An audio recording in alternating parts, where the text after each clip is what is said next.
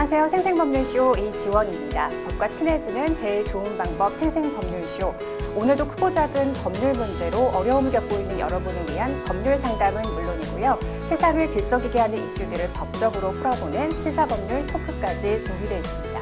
법률과 관련해 궁금한 내용이 있으신 분들은 상담전화 02-557-8295번으로 연락주시거나 법률방송 홈페이지 접속 후 법률상담 게시판에 문의 남겨주시기 바랍니다. 그리고 아래 하단에 보이는 이메일로도 상담 문의 받고 있습니다.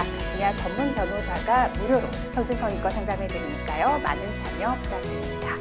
지금 이 방송은 유튜브를 통해서도 실시간으로 함께 방송되고 있으니까요. 많은 시청 부탁드리고요. 유튜브를 통한 소통의 창구도 활짝 열어두겠습니다. 그럼 오늘 도움 주실 변호사님 소개해 드리겠습니다. 법무법인 해인의 김배년 변호사 자리하셨습니다. 어서 오세요. 네, 안녕하세요.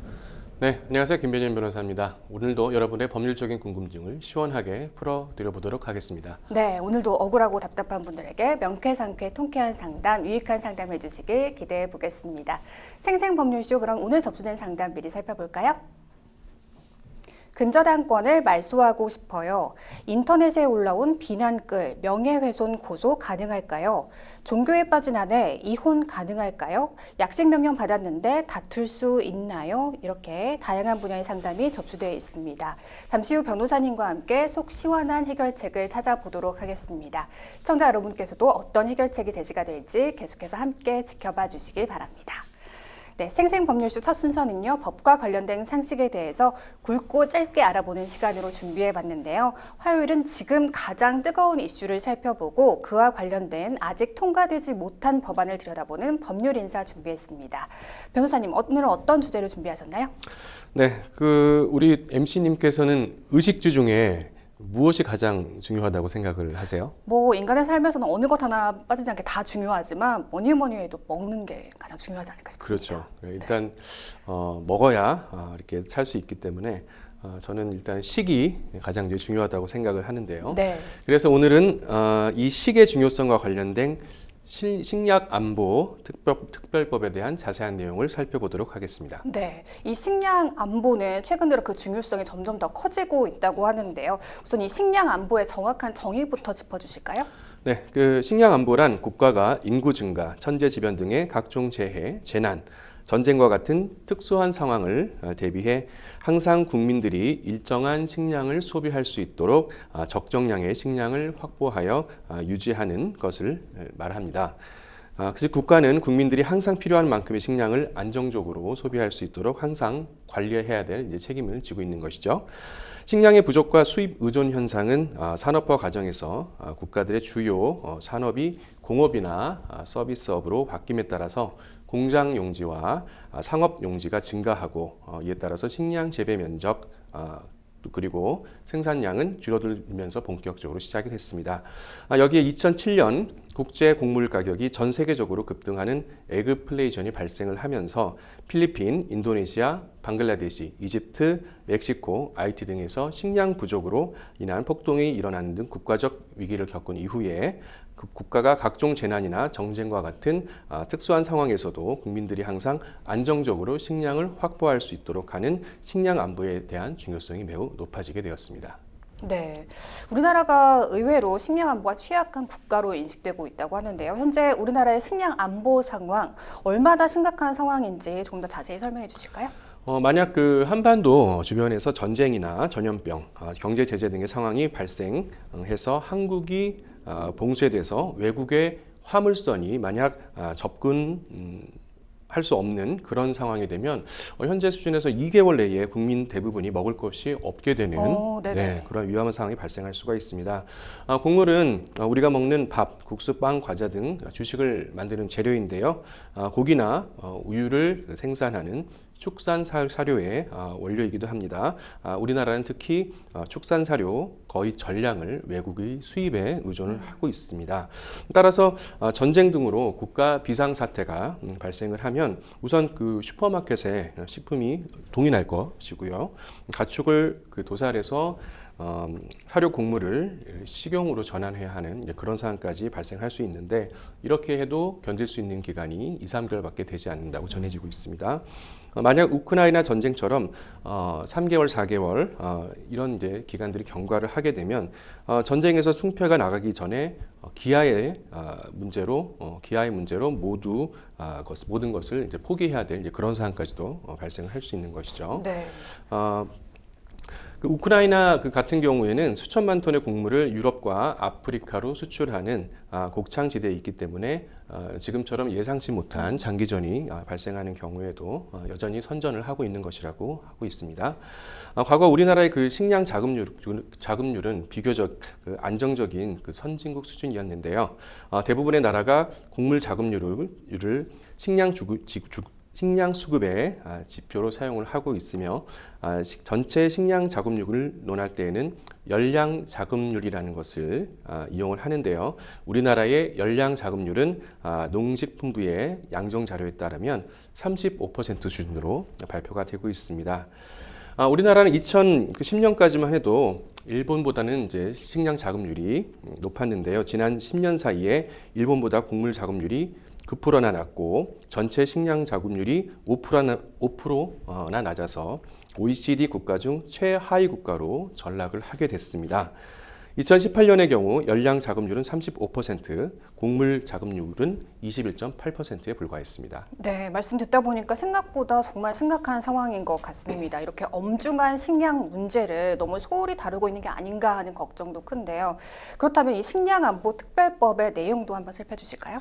국회 농림축산식품해양수산위원회 윤준병 국회의원은 식량안보특별법을 제21대 국회에서 대표 발의를 했으며 그 민병섭 의원 등 10여 명의 의원이 공동 발의에 동참을 했었습니다.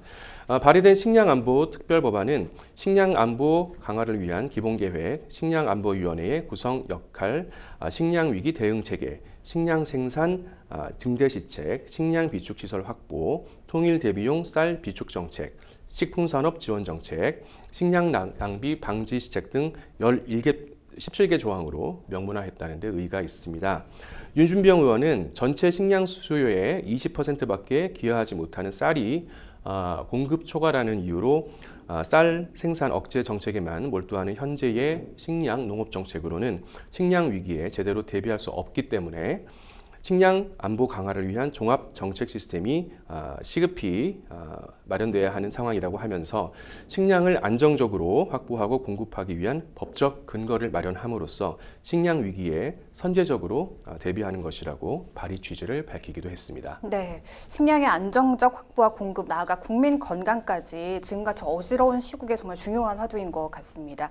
하지만 결국 21대 국회 문턱을 넘지 못하고 폐기되고 말았는데요. 그런데 최근 다시 식량안보특별법에 대한 재정의 목소리가 높아지고 있다고 합니다. 어떤 계기가 있었을까요? 네, 최근에 미국의 2024년 농업법이 식량 안보를 강조하는 방향으로 제정될 것으로 관측이 되면서 네. 식량 안보 보장을 위한 세계 주요국의 법제화 노력이 주목을 받고 있습니다.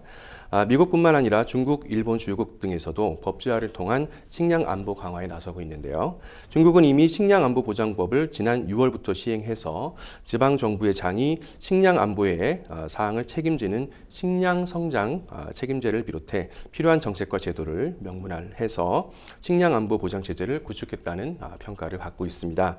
일본도 지난 6월 식량농업 농촌기본법을 식량 안보에 초점을 맞춰 25년 만에 대폭 개정을 했는데요. 관련 내용을 신설하거나 개정을 했습니다. 이에 식량 자급률이 50%에도 미치지 못하는 우리나라에서도 세계 주요국의 동향을 참고를 해서 식량 안보 보장을 위한 제도화가 필요하다는 의견이 제시되고 있는 것인데요.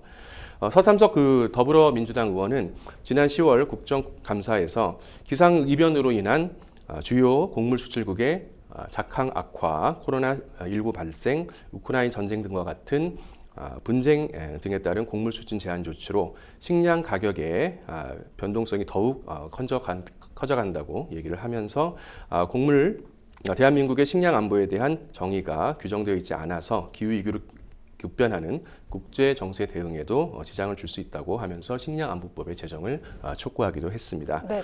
문한필 전남대 교수도 지난 10월 농업 농촌의 길 2024에서 경제 안보를 위한 산업 분야의 공급망 3법 같은 농업 분야의 식량안보법 제정이 필요하다고 제시를 했는데요. 국내에서 식량안보법을 제정하고 여기에 기반한 정량적인 목표, 세부 정책 수단, 인력 조직 등 추진 체계, 중장기 식량 안보 로드맵 등이 설정이 되면 그동안 구체성이 결여되어 왔던 식량 안보의 실천이 체계적으로 추진될 수 있을 것이라고 밝히기도 했습니다. 네, 반면 법 제정보단 개정에 무게를 두자는 의견도 나오고 있는 상황인데요. 어떤 입장인지 자세히 살펴주실까요? 네, 한국법제연구원의 박기선 부연구위원이 주장한 내용이 있는데요. 식량 안보 강화를 위한 글로벌 규범 동향과 법제 대응 반환 연구 보고서를 통해서 최근에 식량 위기는 공급망의 위기, 기후 위기, 탄소 중립 이행 등 복합적 요인으로 인해서 발생하고 있다는 점, 그리고 식량 자급률이 낮은 우리나라의 상황을 고려를 할 때 글로벌 위기로 인해서 식량 공급망이 언제든지 불안해질 수 있다는 점에서 단순히 식량의 양쪽 확보가 아니라 식량 주권을 확보하기 위한 차원에서도 식량 안보를 강화해야 한다고 밝힌 바가 있습니다. 더불어 식량 안보 관련 현행 법률이 다수 존재하는 만큼 현 시점에서는 개별 법률 중심의 대응 방안이 적절하다라는 의견을 밝히기도 했습니다. 네, 자체적인 식량 보급이 여러모로 중요한 의미를 갖는 만큼 우리나라도 안정적인 식량 안보 확보를 위해서 더 적극적인 대책 마련이 시급할 것 같습니다. 지금까지 이슈와 법률에 대해서 살펴보는 법률 인사 함께했습니다. 여러분은 지금 생생법률쇼와 함께하고 계십니다.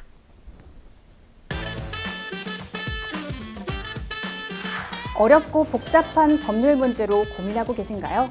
그렇다면 생생법률쇼가 도와드리겠습니다. 생생법률쇼에선 민사, 형사, 가사 등 각 분야 전문 변호사들이 매년 800여 건의 법률 문제를 속 시원하게 해결해 드리고 있는데요. 그럼 무료로 법률 상담을 받을 수 있는 3가지 방법, 지금부터 소개합니다. 첫째, 02-557-8295번으로 전화해 법률 상담 신청을 한다. 둘째, 법률방송 홈페이지에 접속해 법률상담 게시판에 사연을 올린다. 셋째, 지금 화면에 나오고 있는 이메일 주소로 사연과 연락처를 보낸다. 속 시원한 법률상담 프로그램 생생법률쇼, 지금 바로 상담 신청하세요.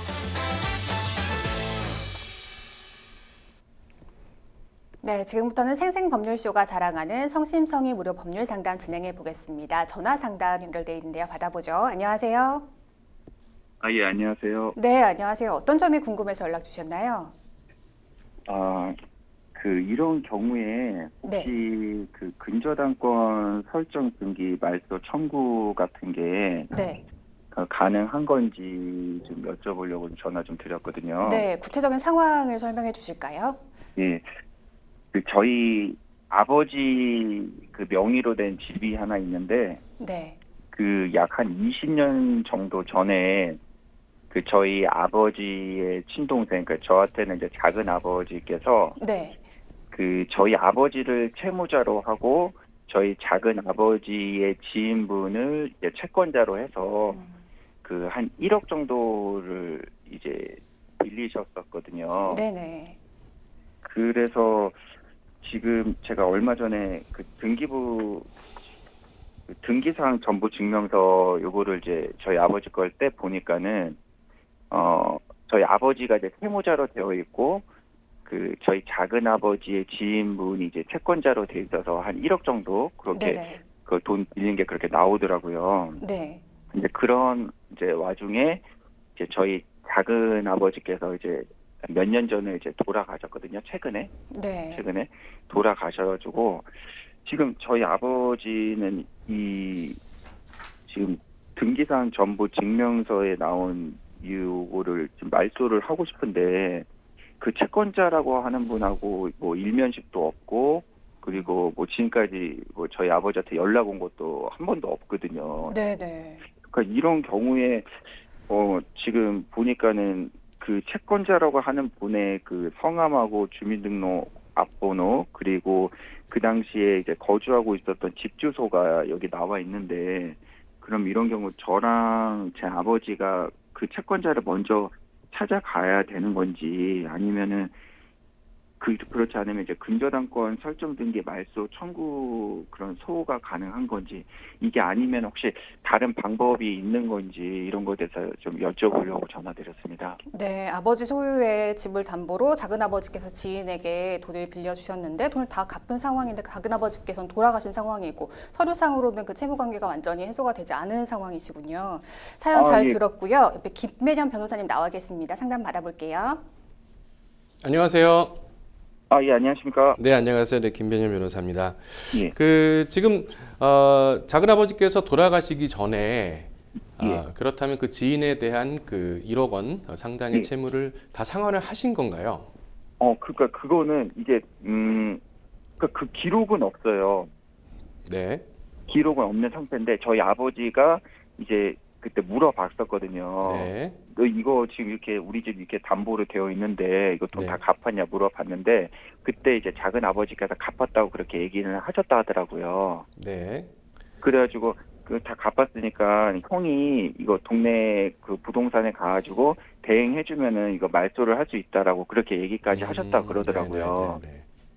그러니까 실제로 그러면은 이제 갚았다는 말씀은 들으시고 근저당권까지 말소하실 수 있다는 말씀을 들으셨는데, 실제로 갚았다라는 증거는 이제 어떤 이제 이체 내역이나 이런 자료는 안 가지고 계신 상태죠. 그렇죠. 지금 왜 저희 아버지한테 그런 거는 있는 건 없어요. 아까 그 작은 아버님이 돌아가신 지가 뭐 한 2년 정도 됐다고 말씀하셨나요? 네, 맞아요. 예. 네네.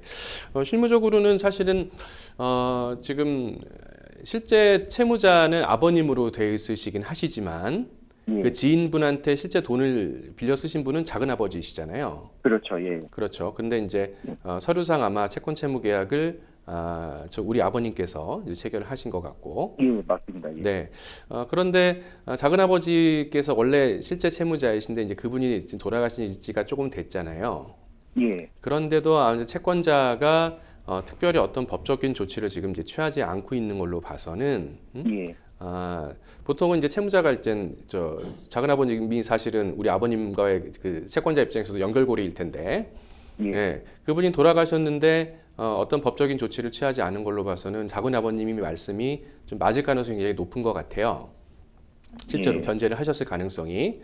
예. 예, 임의경매 근저당권은 이제 임의경매라고 해서 저 강제경련처럼 어떤 소송이나 이런 것들을 제기할 이유가 없이 그냥 그 상환 기간이 도과하면 언제든지 법원에 그냥 이 부동산을 경매해 주세요, 이렇게 해서 이제 경매를 할 수가 있는 권리이거든요.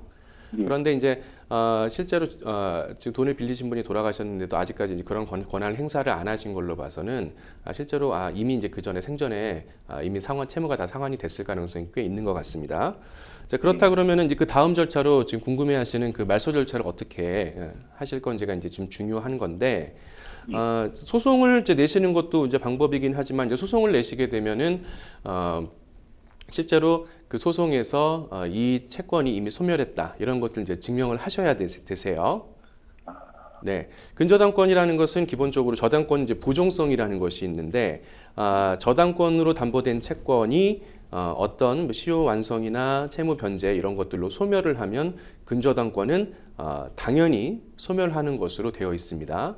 따라서 작은 아버지께서 생전에 채무를 모두 상환을 하셨다면 이 근저당권은 말소가 돼야 되는 것이죠.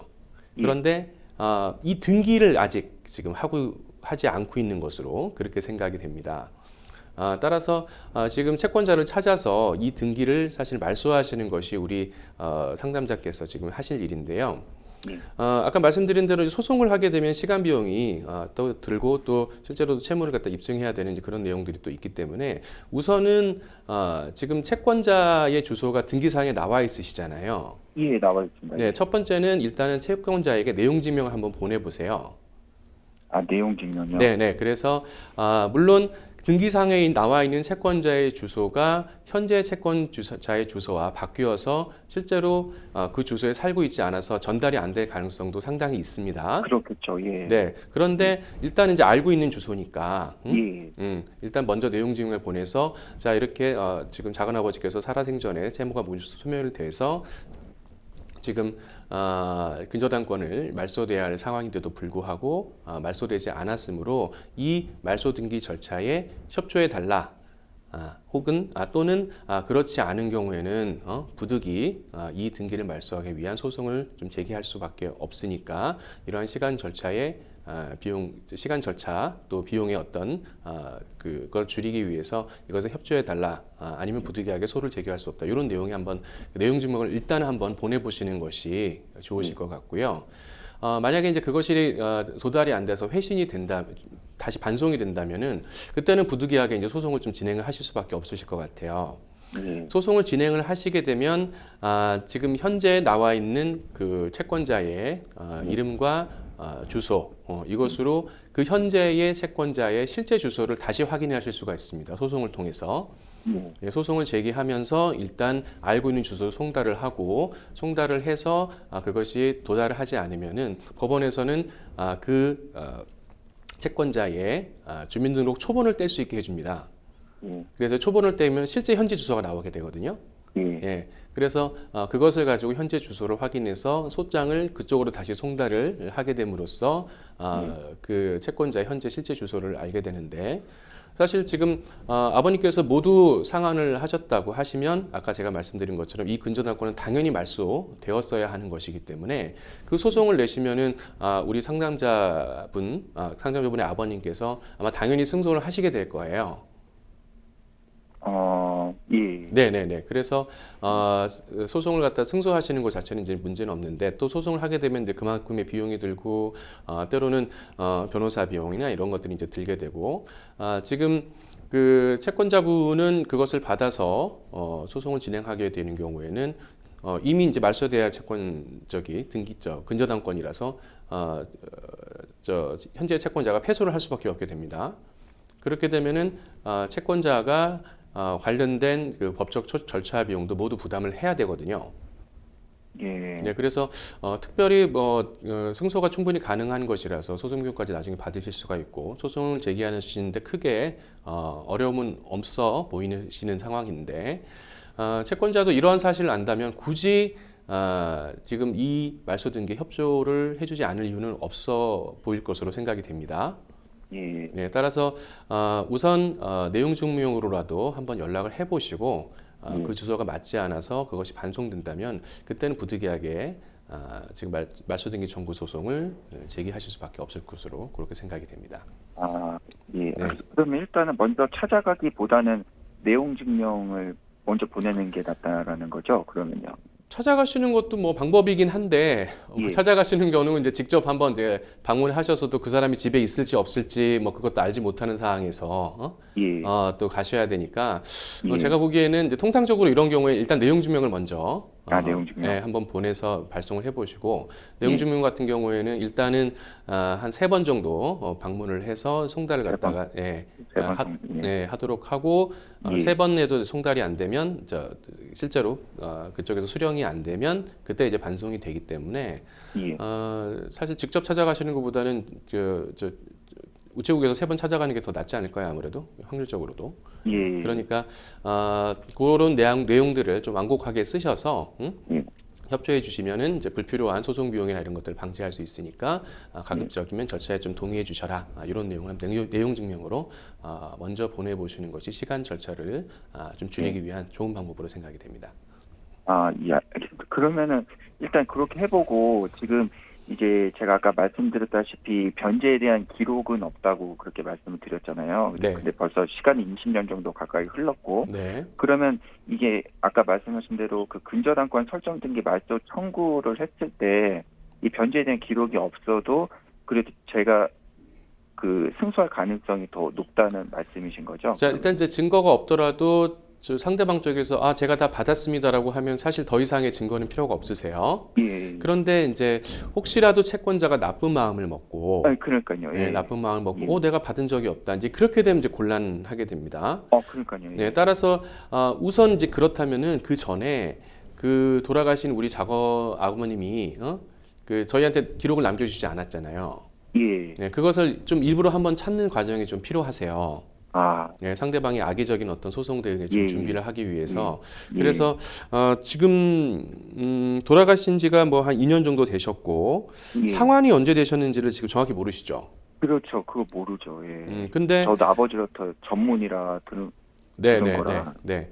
다만 아직까지 남아 있는 것으로 봐서는 아마 돌아가시기 전까지 또 상당한 아마 채무가 좀 남아 있지 않았나, 이제 그런 예, 생각이 좀 들거든요.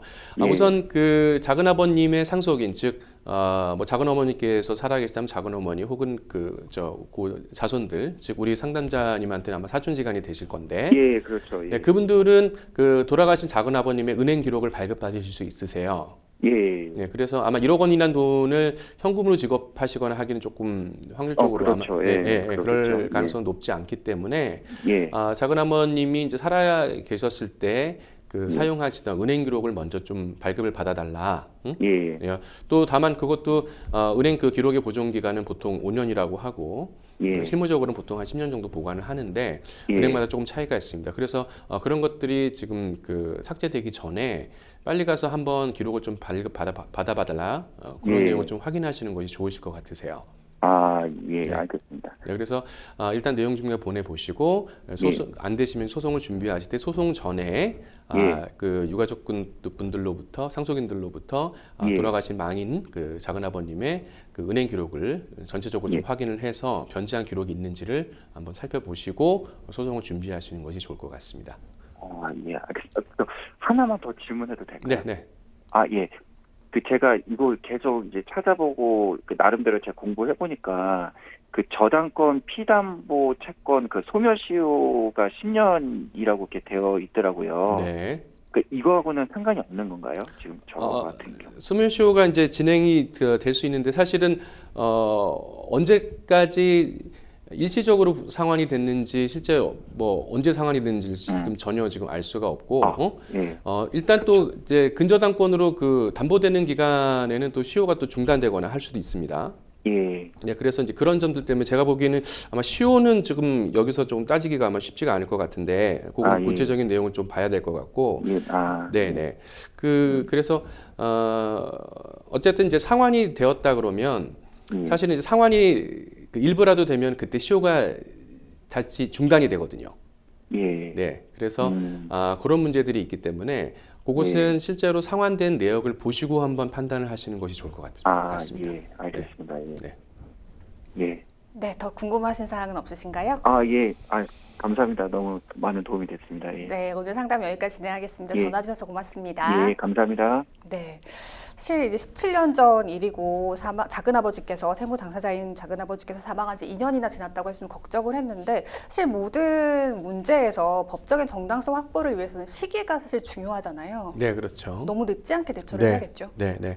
실제로는 그 당시 또 어떤 사건이 발생한 사실관계가 벌어진지 임박해서는 사실 자료도 많고 내용도 잘 기억을 하시고 네. 이래서 법률적인 어떤 분쟁이 생기더라도 그것을 법원에 증명하거나 주장할 수 있는 내용이 많으신데 실제로 시간이 지나면 그것을 이제 분실하거나 또 네. 잊어버리거나 또 하시는 일이 많고 또 법원에서도 이렇게 상당한 시간이 지나서 소송을 진행하면 그것에 대해서 이미 어떤 굳어진 사실관계가 아닌지 실제로 내가 동의하지 않았는데도 시간이 그렇게 지났는데 이해하지 않으면은 이미 무시적인 동의가 있었던 것은 아닌지 그런 점들을 많이 좀 살펴보고 있습니다. 따라서 어떤 법적인 그 해결이 필요한 내용들이 있다면 그것을 가끔씩은 이거 나중에 어떻게 해결되겠지 하고 미뤄두시는 경우도 많은데 그것이 뭐 나중에 그 위험이 크게 없는 가벼운 내용이라면 또 상관없겠지만 그것이 혹시라도 문제가 돼서 중요한 내용이라면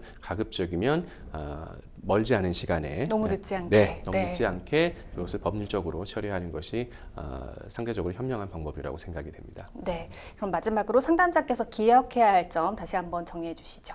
네, 통상적으로 그 이미 채무가 변제됐는데도 근저당권이나 이런 것들을 잘 처리하지 않으셔서 그런 경우들이 많이 있습니다. 다만 이제 제일 중요한 것은 그것이 처리되었다는 어떤 증명이나 이런 것들이 필요하기 때문에 법적인 절차를 들어가시기 전에 실제 사실관계를 먼저 구체적으로 한번 좀 증거를 통해서 파악을 해보는 것이 좀 중요할 것으로 생각이 됩니다. 네, 정말 나중으로 미루지 마시고 시기적절하게 그 대처를 하시는 게 중요하겠습니다. 여러분은 지금 생생법률쇼와 함께하고 계십니다.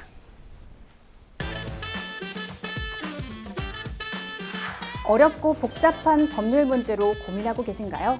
그렇다면 생생법률쇼가 도와드리겠습니다. 생생법률쇼에선 민사, 형사, 가사 등 각 분야 전문 변호사들이 매년 800여 건의 법률 문제를 속 시원하게 해결해 드리고 있는데요. 그럼 무료로 법률 상담을 받을 수 있는 3가지 방법 지금부터 소개합니다. 첫째, 02-557-8295번으로 전화해 법률 상담 신청을 한다. 둘째, 법률방송 홈페이지에 접속해 법률 상담 게시판에 사연을 올린다. 셋째, 지금 화면에 나오고 있는 이메일 주소로 사연과 연락처를 보낸다. 속 시원한 법률 상담 프로그램 생생법률쇼. 지금 바로 상담 신청하세요.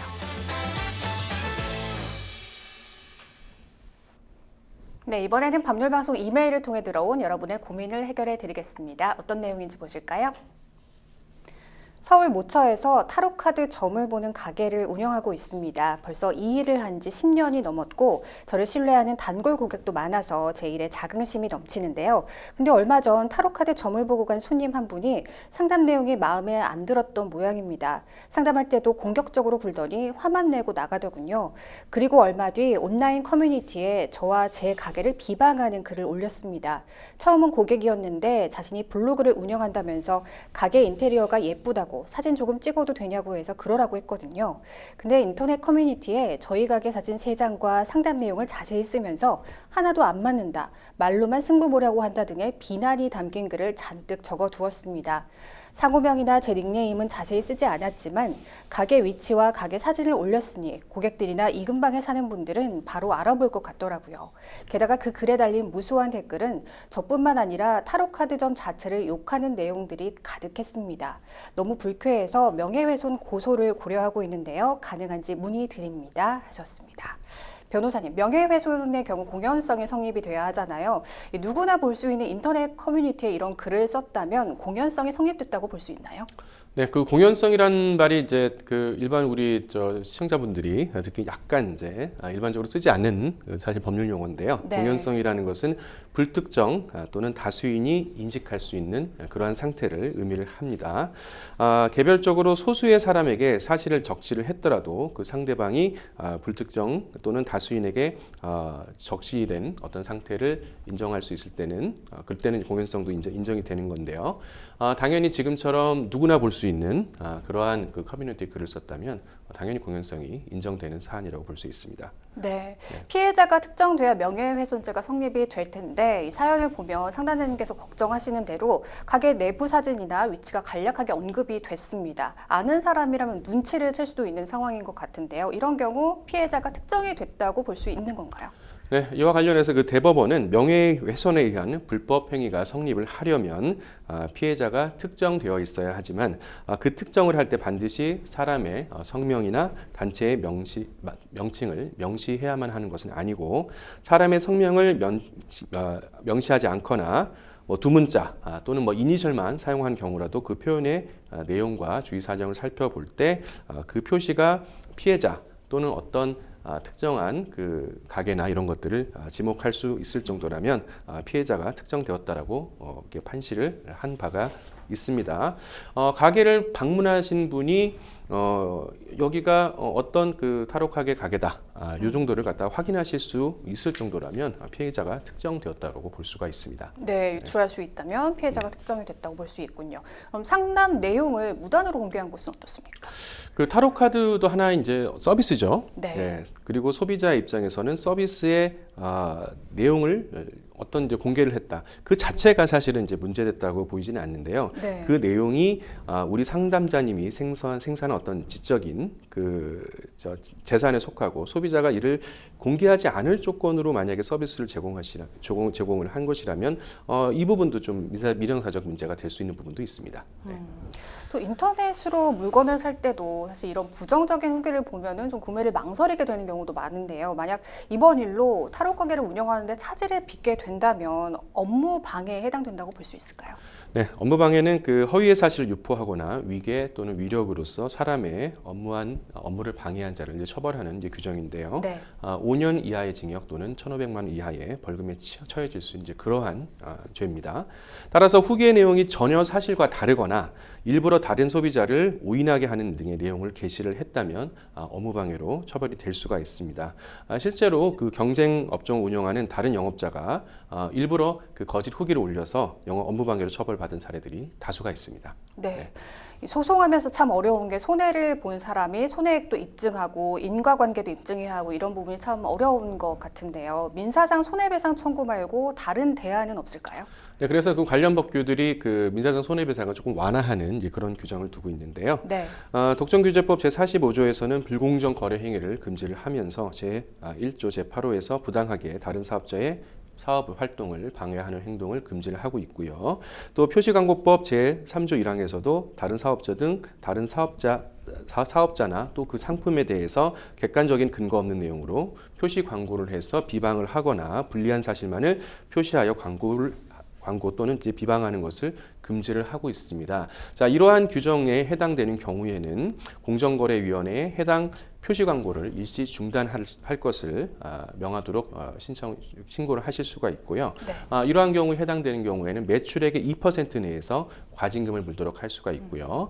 또 표시광고법 위반이 되는 경우에는 손해를 증명하기 어렵다고 하더라도 법원에서 직권으로 상당한 손해를 인정할 수 있는 그런 규정을 두고 있습니다. 네. 가끔 연예인들이 허위 비판 내용의 댓글을 작성한 사람들, 일명 악플러들을 고소했다 이런 기사들을 접하는데요. 이 비난 댓글을 작성한 사람들을 상대로 소송을 진행할 수 있을까요?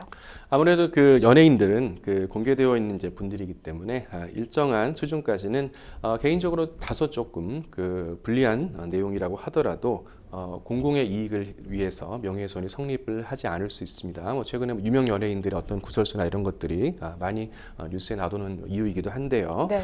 그러나 애초에 당초부터 허위 사실이라든지 오직 명예훼손만을 목적으로 악의적으로 쓴 것이라든지 하는 경우에는 모두 처벌의 대상이 될 수가 있습니다. 따라서 그러한 경우에는 형사적으로 명예훼손이나 모욕, 민사적으로는 손해배상 청구가 가능합니다. 네. 네. 그럼 마지막으로 명예훼손죄와 관련해 알아둬야 할 점 있다면 간단히 정리해 주실까요? 최근에 명예훼손죄로 이렇게 벌금이나 이런 것들을 받으신 분이 사실 굉장히 많으세요. 요즘에 이제 네네. SNS가 많이 활성화가 되고 있는데 그냥 조금 괜찮겠지 하는 이러한 이제 댓글이나 이제 게시글 통해서 이제 명예훼손이 되는 경우가 굉장히 많습니다. 우리나라는 사실의 적시로 인한 명예훼손죄도 처벌이 될 수 있기 때문에 즉 사실이라고 하더라도 그것이 상대방의 명예를 훼손하는 경우에는 처벌이 될 수가 있기 때문에 타인의 어떤 사회적인 평가를 떨어뜨릴 만한 내용이라면은 그것을 쓰시는데 굉장히 좀 조심하시는 것이 필요하다고 생각이 됩니다. 네. 그 익명으로 댓글을 남겨도 다 추적이 가능하다고 하더라고요. 네, 그 대부분 뭐 국내에 서버가 있는 경우에는 사실 IP 추적이나 이런 것들을 네. 가해서 대부분 사실 추적이 가능합니다. 네. 그럼 상담자님을 위해서 추가로 해주실 조언이 있다면요? 우선 그 처벌도 처벌인데 지금 그 글이 계속 게시되어 있다면 그것으로 인한 피해가 계속 지금 늘어날 수밖에 없거든요. 따라서 이 무엇보다도 해당 게시물이 더 노출이 되지 않도록 하는 것이 최우선이기 때문에 해당 커뮤니티 관리자에게 명예훼손 사실을 고지를 하면서 글을 삭제하거나 노출을 되지 않도록 먼저 요청하시는 것이 좀 시급하다고 생각이 됩니다. 네. 자, 계속해서 법률방송 이메일을 통해 들어온 여러분의 고민을 해결해 드리겠습니다. 어떤 내용인지 보실까요? 저희는 결혼 9년 차로 5살, 8살 아이들이 있는데요. 아내와는 종교 갈등으로 이혼 이야기가 나오고 있는 상황입니다.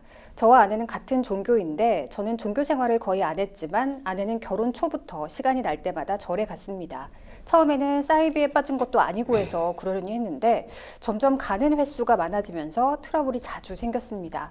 심지어 어린 아이들을 놔두고 절에 한 달이 넘게 기도를 하러 가고 집에 있으면 108배를 하면서 아이들 밥 차려줄 생각을 안 합니다. 그러다 보니 애들 챙기는 건 온전히 제 몫이 되곤 했습니다. 종교 갈등이 왜 생기나 싶었는데 이런 경우를 말하는 것 같은데요. 종교에 너무 빠져있는 아내와 이혼 가능할까요? 하셨습니다. 먼저 이 종교로 인한 부부 갈등이 이혼 사유가 되는지부터 살펴주시죠. 이혼 사건을 하다 보면은 어떤 종교적인 갈등이 이혼 사유로 제기가 되는 것이 굉장히 많습니다. 어쨌든 네. 이제 종교가 좀 다르고 또 한쪽이 종교 생활에 조금 침투해 있다 보면 그것으로 인해서 가정 생활에서 좀 불화가 발생할 확률이 제일 많기 때문인데요. 네. 다만 이제 우리나라 같은 경우 뭐 종교의 자유, 신앙의 자유가 있기 때문에 그것 자체로만 사실은 이혼 사유가 됐다고 볼 수는 없고 그것으로 인해서 어떤 가정 생활이 영향이 있을 때 그것은 이혼 사유가 될 수가 있습니다. 네, 말씀해 주신 대로 이 종교적 차이에서 비롯된 갈등이 모두 재판상 이혼 사유가 되는 것은 아닐 텐데요. 법원은 어떤 기준으로 그럼 이혼 청구를 받아주고 있나요? 네, 법원에서는 그 종교의 어떤 차이가 보다는 종교 생활로 인한 종교 생활로 인해서 원만한 혼인 생활이 불가능할 정도에 이른다면 이혼 사유가 네. 될 수 있다는 입장을 보이고 있습니다. 대법원에서는 신앙의 자유는 부부라고 하더라도 이를 침해할 수 없는 것이지만 부부 사이에는 서로 협력해서 원만한 부부 생활을 유지해야 할 의무가 있으므로 신앙의 자유에는 일정한 한계가 있다고 할 것인 바 배우자가 신앙생활에만 전념하면서 가사와 육아를 소홀히 한 탓에 혼인의 파탄이 이르렀다면 그것이 이혼 사유가 된다 이렇게 판단을 하고 있습니다. 네, 종교가 같았기 때문에 상담자의 아내가 종교를 강요한 건 아닌데요. 종교 활동을 이유로 며칠씩 집을 비우고 또 아이들을 보살피지 않았다는 것만으로도 이혼이 가능할까요? 가끔 새벽 기도나 어떤 기도원에 가거나 이렇게 이제 그런 것들은 이제 할 수 있기 때문에 네. 그 정도라면 사실 이혼 사유가 되기는 좀 어렵다고 보여지는데요. 다만 육아를 담당하는 아내분이 어린 아이들을 놔두고 지금 이 사례처럼 한 달씩이나 집을 네네. 비우거나 아예 밥을 차려주지 않는다 이런 상황이 이르렀다면 사실 원만한 가정 생활이 깨졌다라고 볼 만한 이제 충분한 내용이 되고 우리 신앙의 어떤 자유의 그 한계를 뛰어넘은 것으로 볼 수가 있습니다. 네. 이혼이 가능할 것으로 저는 생각이 되네요. 그러니까요. 이 아이들의 식사를 제대로 챙겨주지 않았다고 하는데요. 이 부분이 아동학대에 해당할 수 있을까요? 그 아동학대라는 것은 이제 보호자를 포함한 그 성인이 아동의 건강 또는 복지를 해치거나 정상적인 발달을 저해할 수 있는 신체적, 정신적, 성적 폭력이나 가혹행위를 하는 것과 같이 아동의 보호자가 아동을 유기하는 것을 유기하거나 방임하는 것을 얘기를 하는데요. 지금 사안에서 아내분이 그 남편 없이 아이를 홀로 키운다 이렇게 되면 사실은 혼자 키우시는 분이 이렇게 방임한다 그러면 아이는 정상적인 삶을 영위할 수가 없겠죠. 그것 네. 자체로 아동 학대가 충분히 될 수 있습니다. 다만 지금 우리 상담자님 같이 이제 아버님도 계시잖아요. 그래서 아버님 역시 사실은 배우자가 그렇다고 하더라도 아이를 정상적으로 좀 보호하고 의식주나 이런 것들을 챙겨야 할 의무가 있기 때문에 일단 엄마가 지금 배우자가 그러한 상태가 있다고 해서 반드시 그것만으로 아동 학대가 된다고 조금 보기는 어려운 점이 있는 것으로 보입니다. 네. 네. 그럼 양육권 또는 재산 분할을 결정할 때 아내분의 이러한 행동이 판결에 영향을 줄 수 있을까요? 네, 그 양육은 그 자의 복리를 가장 우선으로 하기 때문에 아내분이 종교로 인해서 자녀를 돌보지 않는 상황이라면은 이 사건의 경우 이혼을 하게 된다면 친권 및 양육권이 모두 아버지 쪽에 우리 상담단 쪽에 갈 수 있을 것으로 보입니다. 다만 원칙적으로 재산 분할은 그 이혼의 책임이 누구냐에 있는 것이 유책이 누구냐에 있는 것을 따지는 것이 아니라 부부 공동 재산에 대한 형성에 관한 기여가 어느 쪽에 더 무게가 있는지 이것을 보는 것이기 때문에 원칙적으로는 유책과는 관계가 없습니다. 다만 분할자의 유책 행위로 인해서 이혼을 하게 되는 경우에 재산 분할을 함에 있어서 정신적인 위자료 즉 정신적인 손해 위자료를 배송하기 위한 급부로의 성질을 일부 고려할 수 있다. 이러한 판례도 있습니다. 네. 네. 자, 그럼 계속해서 법률방송 이메일을 통해 들어온 여러분의 고민을 해결해 드리겠습니다. 어떤 내용인지 보실까요? 도심에서 운전을 하다가 불미스러운 일이 있었습니다. 운전 중 다른 운전자와 시비가 붙었고 말다툼 끝에 가벼운 폭행도 벌어졌는데요. 저는 신고까지는 하지 않았지만 상대방이 저를 경찰에 신고해 검찰은 저를 약식 기소했고 법원은 약식 명령을 내렸습니다. 저는 하고 싶은 말이 많았지만 재판에서 제 입장을 이야기할 기회도 없이 법원으로부터 약식 명령을 받아 억울한데요. 이런 상황에서 제가 상대방을 또다시 신고하는 것이 가능할까요? 아니면 민사소송을 해야 하는 걸까요?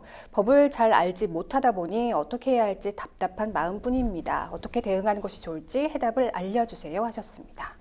운전하다 다른 운전자와 시비가 붙는 경우 종종 있죠. 법적 분쟁까지 이어지는 경우도 흔한가요?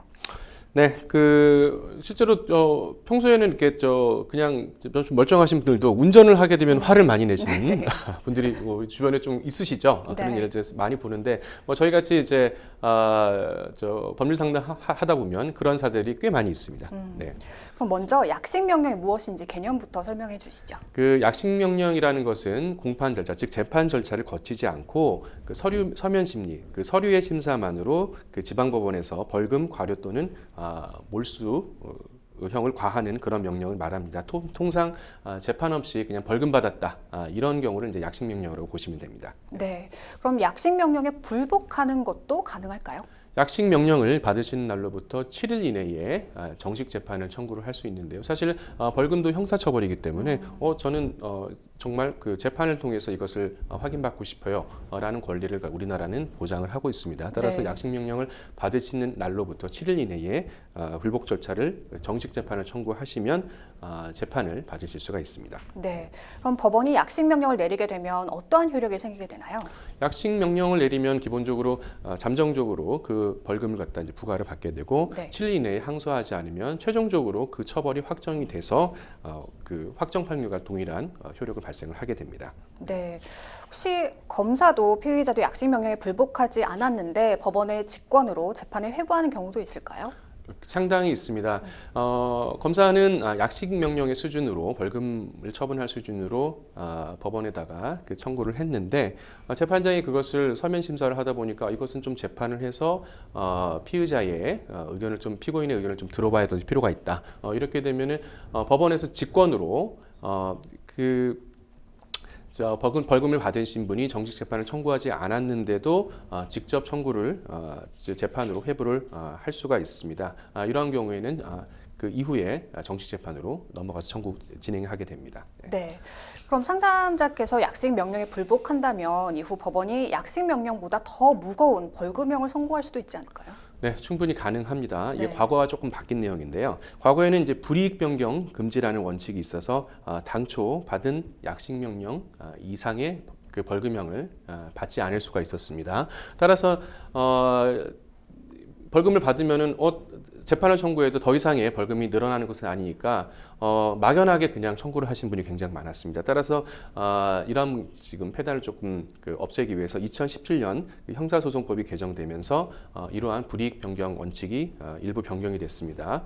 현재는 형종 상향 금지의 원칙, 즉 벌금형에서 징역형으로 상향되지 않는 그러한 원칙만이 남아 있습니다. 따라서 정식 재판을 청구하시는 경우에는 벌금이 더 늘어날 수 있다는 점, 그 점도 주의하실 필요가 있습니다. 네. 지금 상담자께서는 좀 억울하신 상황인 것 같습니다. 자기 입장을 얘기하지 못하신 것에 대해서 아쉬운 것 같은데 지금 상황에서 그럼 상담자가 다시 상대를 신고하는 게 가능할까요? 물론 가능합니다. 어쨌든 그 공소시효가 만료되기 전에는 네. 충분히 고소가 가능하고 아마 우리 상담자분이 처벌을 받으시는 그런 과정에서 사실관계들이 좀 파악이 됐을 텐데 구체적으로 그 상대방의 어떤 잘못이나 그 형사적인 그 위법 사항에 대해서 충분히 지적을 아마 안 하신 것으로 생각이 됩니다. 대부분의 다툼은 아무래도 이제 쌍방으로 우리가 처리가 되는 경우가 많은데 일방으로 지금 약식 명령을 받으신 것은 다소 억울한 점도 있으실 것으로 생각이. 물론 이제 사실관계에서 좀 다를 수가 있는데 따라서 그런 부분들이 지금이라도 조금 다시 확인받고 싶으시고 억울한 점이 있으시다 그러면 지금도 얼마든지 고소를 하실 수가 있고 지금 우리 상담자님께서 받으신 그 사건 기록에 이런 것들이 그 사건에도 같이 참고가 될 것으로 생각이 됩니다. 네, 지금 민사소송도 고민하고 계신 것 같은데요. 지금 상황에서 상담자님이 어떻게 대응하는 것이 최선일까요?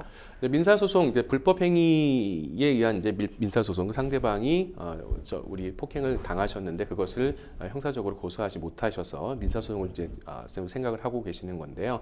다만 민사소송에서는 상대방의 잘못으로 인해서 내가 금전적으로 얼마를 배상을 받을 것인지를 우리 상담님께서 직접 입증을 하셔야 되는 그런 문제가 있습니다. 다만 지금 그것에 대해서 우리 상담자님의 처벌에 대한 어떤 사건 기록만 가지실 수 있을 뿐이지 상대방에 대한 어떤 처벌, 상대방에 대한 잘못을 형사상으로 인정받으신 적이 없기 때문에 지금 상황에서 민사소송을 먼저 제기하시는 것은 다소 조금 불리하시다고 생각이 되고 우선 먼저 형사고소를 하셔서 상대방이 처벌을 받는 것을 보시고 그걸 확인하신 다음에 그것을 불법행위로 삼아서 민사소송을 제기하는 것이 바람직하다고 생각이 됩니다. 네. 네.